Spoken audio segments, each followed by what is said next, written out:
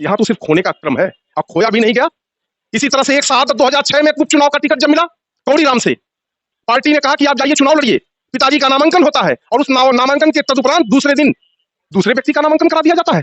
तो विरोध की परिपाटी चलने वाले लोगों की तो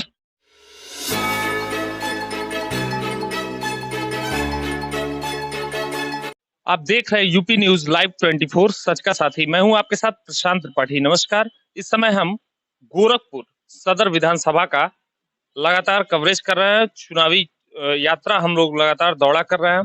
आप देख सकते हैं जिस मकान के सामने हम खड़े हैं, कैमरामैन से हम दिखाना चाहते हैं कि ये उस भाजपा के नेता का मकान है कि जिन्होंने 40 से 42 साल तक भाजपा की राजनीति की, भाजपा का झंडा ढोए।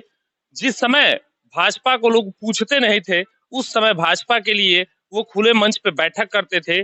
जिस समय उनकी सरकार नहीं थी, उस समय भी भाजपा का झंडे और भाजपा के कमल का फूल लोगों के दिल में भरते थे। लेकिन आज उसी परिवार से उनके बड़े बालक ने सपा का दामन थामा, अरविंद दत्त शुक्ला। और आइए हम उनसे खास चर्चा करेंगे कि अरविंद दत्त शुक्ला क्या लेके समाजवादी पार्टी का दामन थामे। Arvind ji, UP news live 24 पे आपका स्वागत है। आपका बहुत बहुत धन्यवाद। सर, मेरा पहला क्वेश्चन ये है कि पिताजी ने इतने दिनों तक भाजपा की सेवा की और आप लोग क्या कारण रहा कि सपा का दामन थामे? 42 वर्षों तक अनवरत दिन रात हमारे पिताजी ने पार्टी विचारधारा को बढ़ाने का प्रयास किया। आज भारतीय जनता पार्टी बहुत शीर्ष तक पहुंची, प्रदेश से लेके केंद्र तक सत्तारूढ़ है। लेकिन 42 वर्षों की इस तपस्या के दौरान विगत 10 मई 2020 को हमारे पिता का निधन होता है। मृत्यु हुआ। मृत्यु लोगों ने, जनमानस ने अपार संवेदना दिया। लेकिन भारतीय जनता पार्टी, जिस जिले से हम आते हैं, इसी जिले से हमारे महाराज जी, जो वर्तमान में उत्तर प्रदेश सरकार के मुख्यमंत्री हैं, मुखिया हैं, कभी गोरखपुर से सांसद भी यही हुआ करते थे। लेकिन एक बार भी उन्होंने इस परिवार के बारे में, ना उस 42 वर्ष के तपस्वी के जीवन काल के बारे में सोचते हुए संवेदना तक प्रकट नहीं किया। इन्हीं रास्तों से कई बार गोरखपुर की गलियों में गए, एक बार भी नहीं सोचा उन्होंने कि कम से कम श्रद्धांजलि दे दिया जाए, संवेदना अपनी पहुंचा दिया जाए कि परिवार के साथ। इसी दौरान पिता की मृत्यु की इस दुर्घटना के बाद मैं और मेरा छोटा भाई, मेरे छोटे भाई का नाम अमित दत्त शुक्ला है, भारतीय जनता पार्टी के जिला मुख्यालय से लेके राष्ट्रीय मुख्यालय तक सब लोगों को हमने प्रणाम किया। हमारे छोटे भाई ने कहा कि हमको आप अपना एक सिपाही बना ले। हमने आपसे राज्यसभा नहीं मांगा था उस समय, हमने आपसे उस समय विधानसभा नहीं मांगा था, हमने आपसे उस समय विधान परिषद नहीं मांगा था। हमने तो मात्र ये कहा जिस प्रकार कर्तव्य निष्ठा के साथ जिस प्रकार हमारे पिता राजनीति में 42 वर्षों की तपस्या किए, हमको भी एक मौका दिया जाए। हम भी उसी प्रकार से पार्टी और विचारधारा की सेवा करना चाहते हैं। हमको सम्मानित किन शब्दों से किया जाता है कि ये भारतीय जनता पार्टी मृतक आश्रितों की पार्टी नहीं है। फिर उपेक्षा का दंश झेलते हुए हम लोगों ने 20 माह का दौर गुजारा। इसी में को गए 1 वर्ष का समय हुआ। 10 मई 2021 का वो दिन था। यही गोरखपुर में भारतीय जनता पार्टी के लोगों ने एक बड़ा कार्यक्रम किया था, जिसमें राष्ट्रीय स्तर के, प्रदेश स्तर के नेता लोग आए थे। हम लोगों की भी महत्वाकांक्षा थी कि घर पे तो कुछ नहीं हुआ, कम से कम यहाँ तो श्रद्धांजलि हो जाए। और यहाँ के कार्यकर्ताओं ने ये चाहा कि कम से कम हमारे नेता की श्रद्धांजलि यहाँ तो कम से कम हो जाए। आज उनका संयोग से निधन को 1 वर्ष हुआ था, तो उस उपलक्ष्य में कम से कम हम लोग श्रद्धांजलि दे लें, यहाँ के कार्यकर्ताओं की सोच थी। लेकिन भारतीय जनता पार्टी के शीर्ष नेतृत्व में किसी के पास संवेदना नाम की कोई शब्द ही नहीं थे। अपमानित वहां भी हुए, फिर उसके बाद लगातार चलते रहे। उपेक्षा, जब जब कुछ कहा गया तो हम लोगों को मृतक आश्रित का नाम दिया गया। अपमान और सम्मान, हमने कुछ मांगा नहीं था, हम कुछ नहीं मांगे, हम बस इतना ही मांगे, हमको भी एक सिपाही बना लीजिए। जब आपके हृदय में इतना भी सम्मान नहीं था, मोह भंग हो गया। और जो प्रेम और जो सम्मान मात्र 5 मिनट में मुझे, और जो श्रद्धांजलि हमारे राष्ट्रीय अध्यक्ष श्री अखिलेश यादव जी ने जो हमको और हमारे परिवार को दिया, हम लोग अभिभूत हुए और उस विचारधारा के साथ उनका एक सच्चा सिपाही बन के खड़े होने के लिए तैयार। भाजपा ने आपको भाजपा से लोग बताते हैं कि जब उपेंद्र दत्त शुक्ला का समय हुआ करता था तो 14 साल की उम्र में इमरजेंसी में जेल भी गए थे। वो लोग बताते हैं, उनके बारे में बहुत सारी कहानियां बताई जाती हैं। पार्टी की विचारधाराओं को लोगों तक, जन जन तक पहुंचाने का कार्य किए। इतनी छोटी सी मकान में आप लोगों को रखे, आप लोगों का जीवन यापन किए, इतने से इतना बड़ा आप लोगों को किए।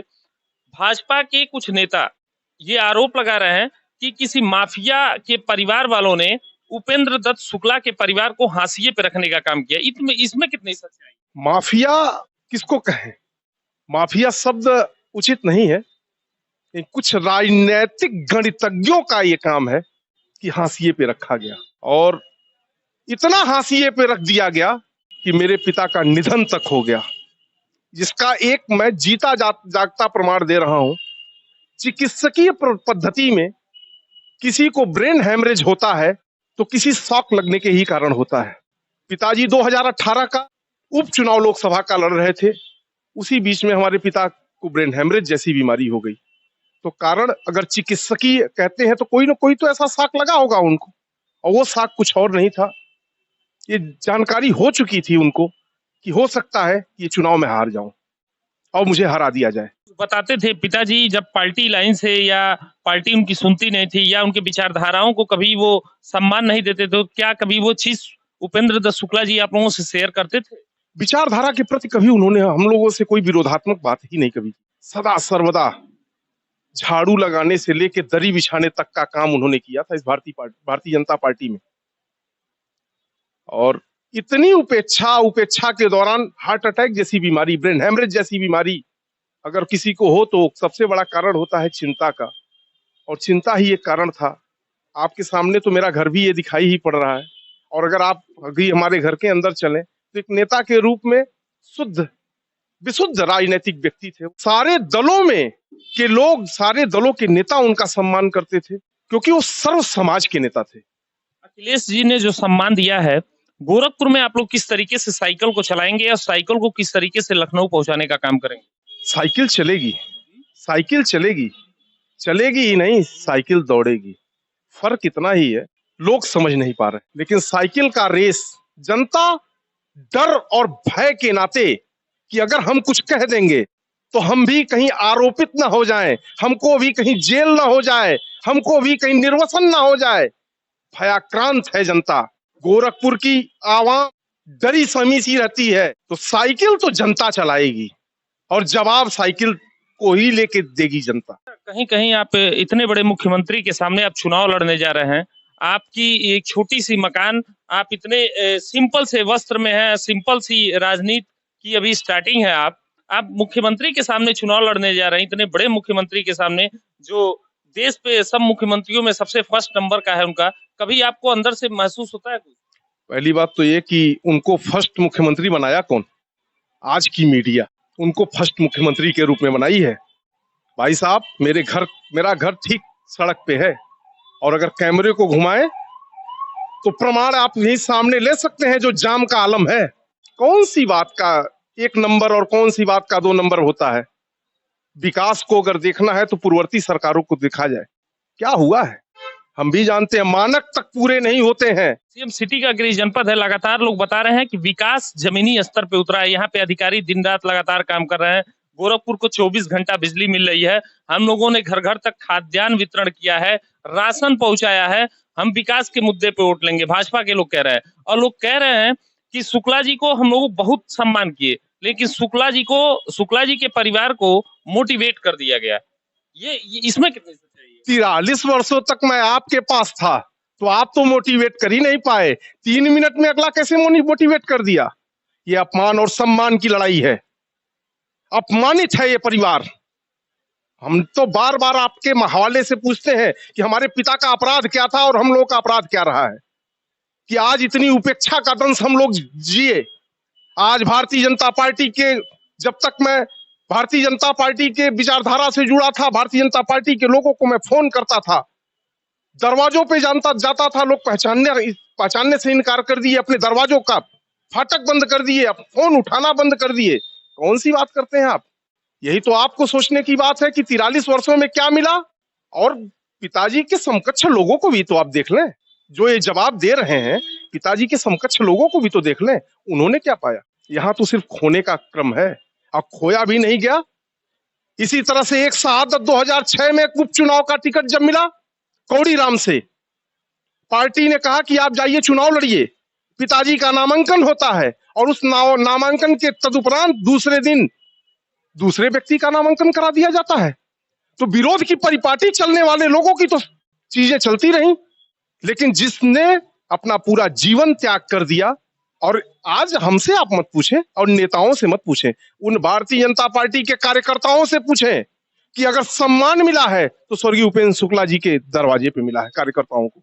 ये थे हमारे साथ उपेंद्र दत्त शुक्ला के बड़े पुत्र थे। आप देख सकते हैं एक छोटी सी मकान में उपेंद्र दत्त शुक्ला अपने परिवार को लेकर जीवन यापन करते थे और इसी मकान से वो राजनीतिक कैरियर अपना स्टार्ट किया। 14 साल की उम्र में लोग बताते हैं कि इमरजेंसी के दौरान वो जेल भी गए और बहुत शुद्ध विचारधारा की राजनीति करते थे। भारतीय जनता पार्टी की 43 सालों तक उन्होंने 42 सालों तक राजनीति की, लेकिन उनके मरने के बाद, उपेंद्र दत्त शुक्ला के मरने के बाद उनके परिवार उपेक्षा का शिकार हुआ। लोग भाजपा के यही सीएम सिटी के मुख्यमंत्री हैं योगी आदित्यनाथ जी, वो मिलने नहीं आए। इस परिवार को ये दर्द है कि भाजपा के नेताओं ने हम लोगों का दर्द नहीं जाना। इस परिवार के अंदर बहुत सारा दर्द था। ये शुक्ला जी के बड़े पुत्र थे जो अभी हमारे साथ बातचीत कर रहे थे। कैमरा पर्सन अमित पांडे के साथ प्रशांत त्रिपाठी की रिपोर्ट।